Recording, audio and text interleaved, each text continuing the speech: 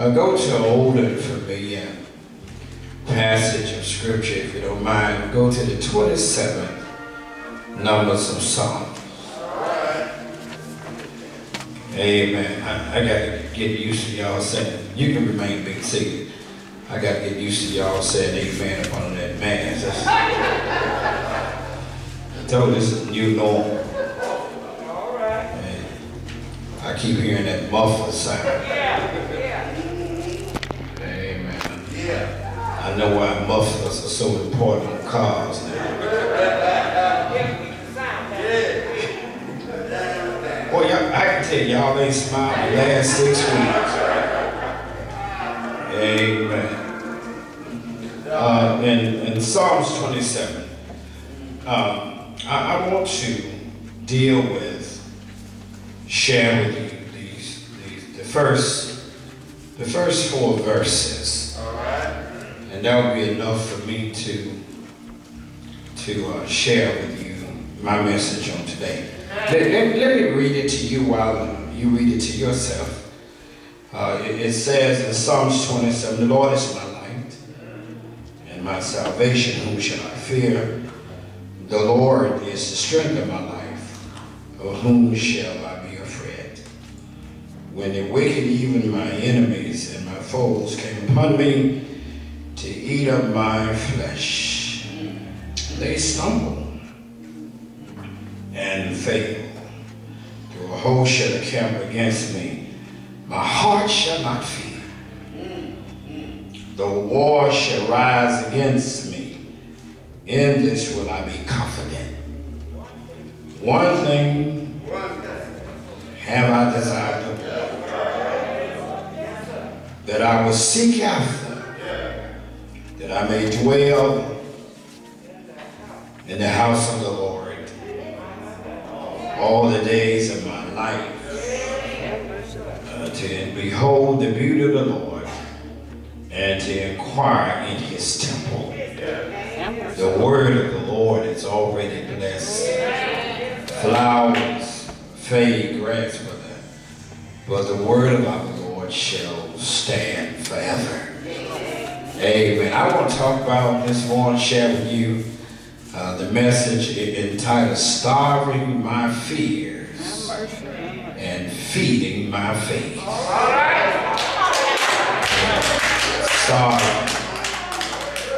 Starving my fears and feeding my faith.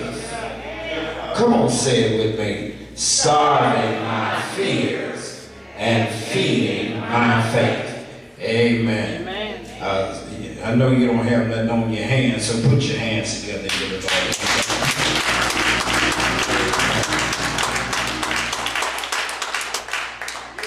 Ladies and gentlemen, this particular Psalms is simply titled A Psalm of David. As with many of David's Psalms, it is impossible to confidently state which period of his life that it really comes from. Matter of fact, when you read the Psalms, it speaks of trouble from enemies and adversaries, false witnesses, and violent men. But this is true of many of the periods in King David's life.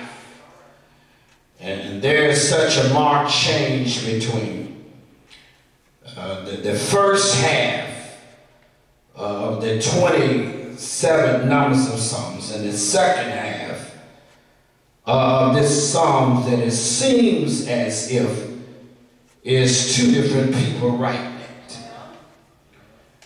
And that's just like our life, how you can have a morning of your life that's great, but you can have an evening of your life that can be terrible.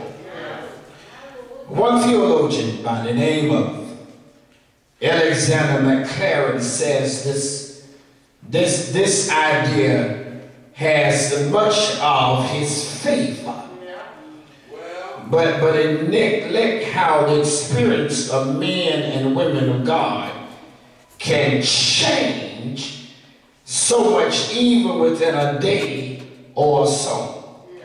In other words, things can be good right now, but by the time you go to bed tonight, you really don't know how things can be. Don't you wish that you had the power to predict your life? And matter of fact, if you tell the truth, things would be a little bit different for you if you were in control of your life. And thanks be unto God that you're not in control. And this Psalms, this 27 Psalms, for many of us, it's a familiar passage of Scripture. Matter of fact, I believe that there are those of you that may have read the Bible at least once, have quoted Psalms 27. Matter of fact, we've been inspired by it. If you look at Psalms 27, you will find that it's been posted in many homes, and it's been posted on some refrigerators, in some bathrooms, it's posted on some mirrors in some bedrooms, it's posted on some folk office wall, in your cubicle, in your workspace. And heaven forbid, it's even been posted in some hospitals. I come to tell you that it is a very powerful, inspirational scripture. And ladies and gentlemen, we live in a time where all of us need some inspiration. I beg to tell you, guess what? Everybody that's sitting here and in the United States of America and all over the world have some days in your life you need somebody to say something good to you. You need to hear some good news somewhere along the way. Let me just find some real folk that ever got tired of just hearing some bad news. I need to find somebody here that ever had some days where you've been afraid to even answer your phone. And heaven forbid if you answer your phone at a certain time of the night. Yes, Lord. If somebody called you after 10 and some of your babies after 7, wrong church. You know something wrong. Matter of fact, you look at the phone and say, what now? Who is this calling me? Matter of fact, you get to a point that say, can't be nothing good. Especially when somebody calls you at a certain hour, you start saying there got to be some trouble. You start praying right then before you even answer the phone. And don't let it be certain folk. Because you know some folk only call you with bad news. This mask thing is killing me. I'm going to get somebody to pat their feet, let me feel something. This scripture is an inspirational scripture. I want to tell you, I hope you don't allow your familiarity with the scripture to breed contempt. I pray this morning that you open your heart to hear a fresh word. Somebody shout fresh word. I need you to shout this with me. Say, I need a fresh word. I need a fresh word. And during this period of time of coronavirus, everybody needs a fresh word. Can I get it with you? In the time of your sickness, in the time of your depression, you need a fresh word. Let me tell you something. Stop playing with church. Don't just come because it's a beautiful building. But you need to come to church because you can get a fresh word. I got somebody here this morning. You need a fresh word for your situation. Look at this scripture. This is one of those psalms to which historicity of the psalm is speculative. Because it is speculative, it is also inclusive. We're not clear what's going on in David's life at the time he wrote the psalm. I know y'all want me to finish talking about David, but let me just add you in. You don't know what's going on in somebody's life that's sitting in this building. Come on, talk to me here. Just because they look good don't mean everything is all right. Just because they smelling good don't mean they ain't got some stink stuff going on in their life. Well, I can tell I'm in here this morning by myself. Matter of fact, y'all might as well take the bath while we going to church in the morning. Whatever was going on in David's life at this time, he is at the heart of it. Matter of fact, whatever is going on, he is facing something in his life that made him scared. He's facing something that made him fear or give him just cause to be scared. Hey, y'all kidding me trying to act like you so strong? I got some folk here know what it is to just feel scared about some stuff in your life. Anybody here just felt scared to do something or go somewhere? You felt scared of applying for a job? I wish I had anybody here know what I'm talking about, where you just felt scared to do something in your life. And Lord have mercy, he's reflecting on something that made him afraid. And by the leadership of the Holy Spirit, David turns around and documents this psalm to minister or to inspire others that may be in a scary situation. Can I just pause for a moment? You've just been scared to get a doctor's report?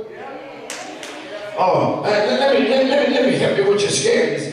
You ever had a call from the doctor's office and you missed the call? Wrong side. But they call you on Friday. And you missed the call. And watch this. Won't it mess up your whole weekend waiting until you find out what they want?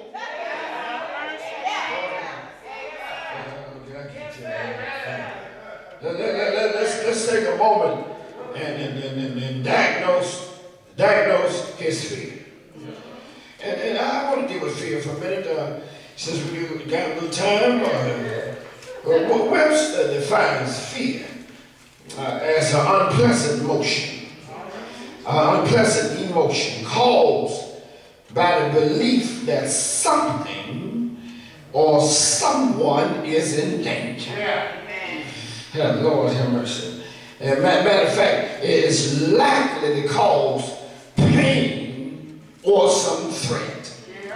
One American psychologist by the name of Paul Ekman says that fear, he studied the state of emotions. And then he says that fear is one of the 7 universal emotions.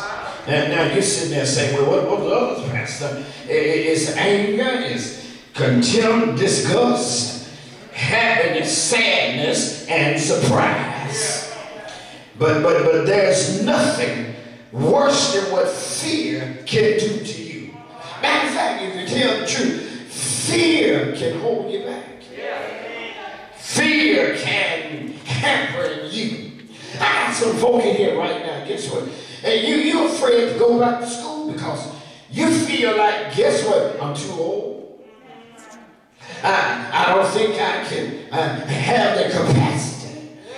Lord have mercy. You fear. I got folk in here with me. You've been in a situation too long. But you fear the uncomfortability of the change that you got to go through.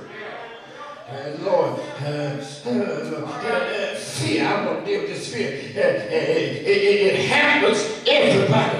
And fear show up when the threat of harm is either physical, emotional, psychological. It can be real or it can be imagined.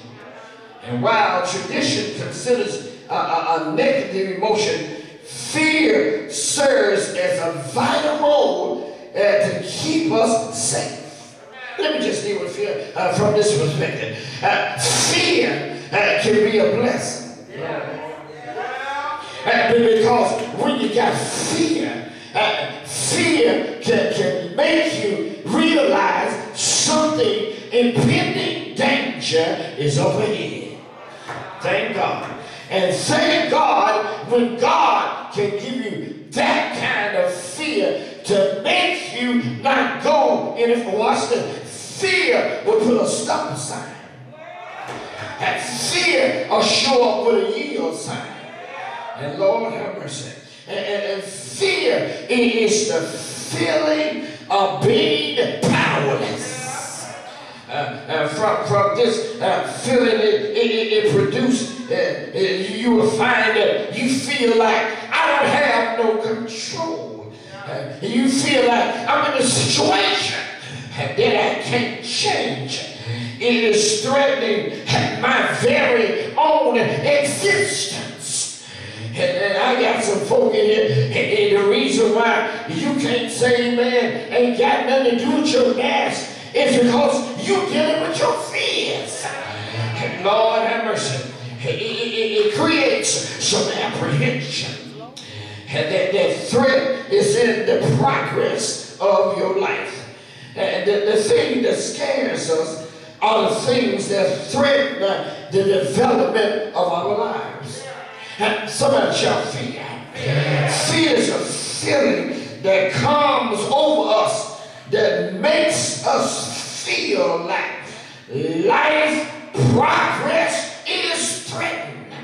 And whether it be sickness, anybody had any fear when you were sick? Come on, help me here. I got some folk in here that had a toothache and thought they was dying. Come on, I got some people in here.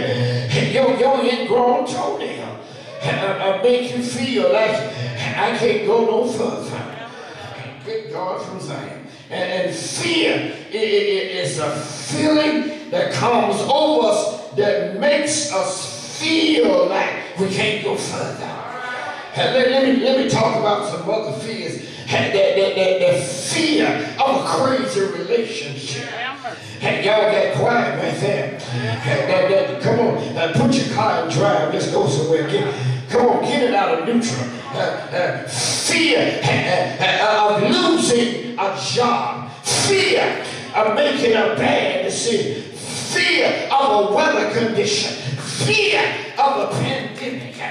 And Lord have mercy, can I go here? Fear of a bad performance evaluation. And Lord have mercy, we watch this. We're going to have a performance evaluation that tomorrow morning for everybody in here. Look at you, you just start saying, what we going to talk about? Can I get a witness? I don't even work for the church. Why? Oh, y'all ain't talking. You say, why we got to talk? Why I got to have a performance evaluation? And guess what I learned, Joe? That if you be good and do your job all year long, it don't make no difference what's on the performance evaluation. Can I get a witness?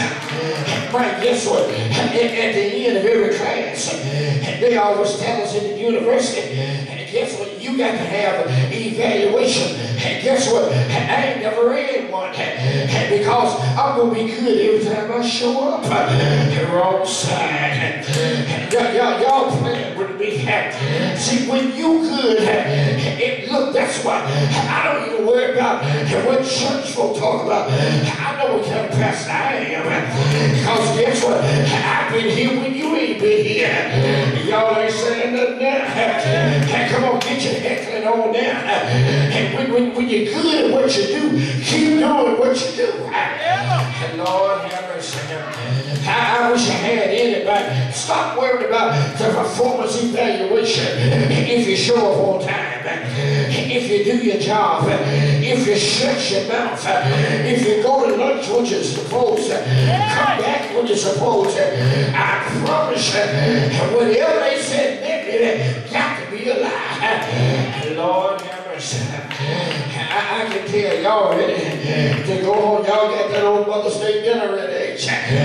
That's all right. I'm going to hold you up for me this morning. Can I get a witness? We got the makeup for the Sundays. We ain't been here. But guess what? You ought to get to the point. You tired of having some fears in your life. I want to talk about another fear. The fear of rejection. Come on, help me. I got some of you babies. And the reason why you can't say nothing because you've been rejected too many times and you think you're going to be rejected again. And then they get you for the job. Keep applying. And guess what? You didn't get to apply for another one. You didn't get it at that company. And go to another company. Can I let me help some folk in here? Change your strategy. Maybe your strategy, God is trying to show you your fears are making moves. I'm going to talk about fear. I'm coming. Anything that poses a threat to moving forward. Lord have mercy. Sometime in my life, early on, I was handicapped by fear because I worried too much about what black folks thought. Oh Lord, guess what? When you got a God that's on your side, Lord have mercy.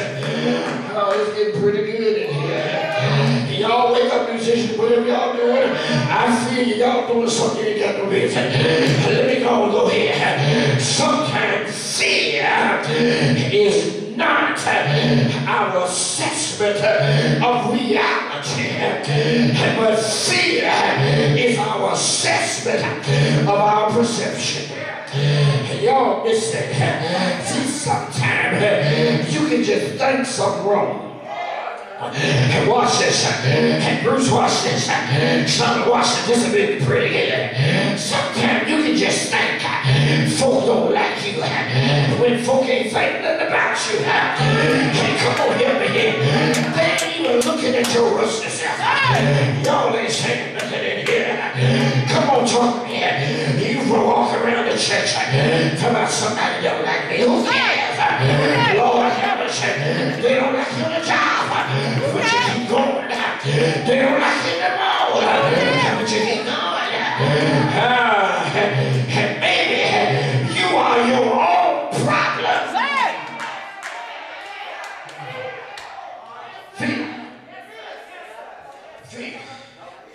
It's not always the things that exist that scare us. It's the things that we perceive to be that we're scared of. In other words, we just think it's going to be bad. And watch this shape. I love it when some folk at the university take my class. I always get this. The first class is always going to be somebody think they're going to flunk my class.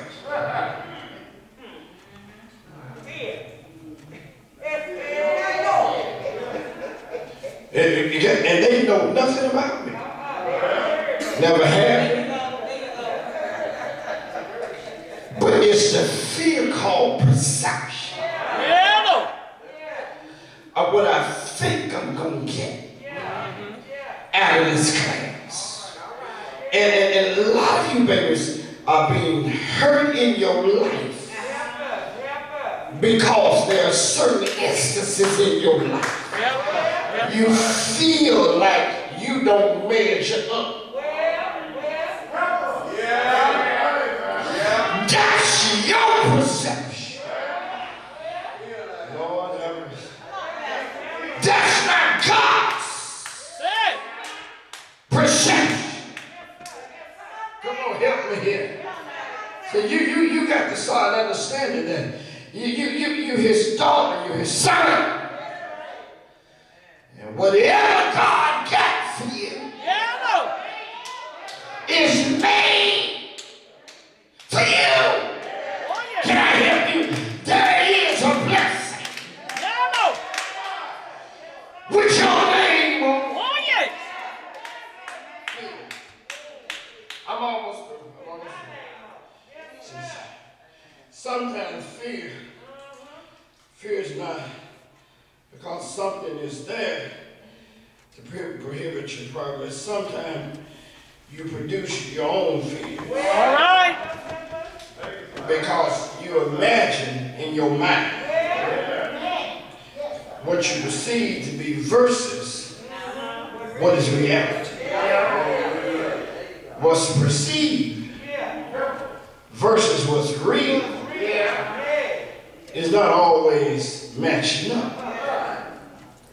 And sometimes you got to look inside and ask yourself the question, am I the problem based on my past? And see, your past will mess up your perception. I'm almost see, we can lead ourselves into fear by thinking something is there when there's nothing there. It is real or perceived, but still can produce fear. It leads us to believe that our lives and the progress of our lives are threatened and they get impeded. So David finds himself at a place where he's facing, I don't know whether it's a real or perceived threat, but he's reflecting on a real and a perceived threat, which provides our point of reference to his lyrics in Psalm 27. And his goal is not an exposition on fear, but his goal in this text is the strength of his faith in God when facing whatever is scaring him. And we see, when you read the superscription under Psalms 27, it either says that David sustains his faith by the power of God, or it says, trust in the Lord and be not afraid. And what this suggests to us, the very thing that is scaring you possesses the potential to diminish your faith. And we have to have something to counter our fear. That's right. So our faith can live. Yes.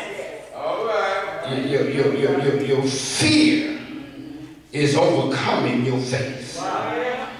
And if you're feeding faith, you got to learn how to starve fear. And if you're feeding fear, you will starve faith. But if you feed one, you're going to starve the other. And what David is doing in Psalms 27 is feeding faith so that he can starve his fears.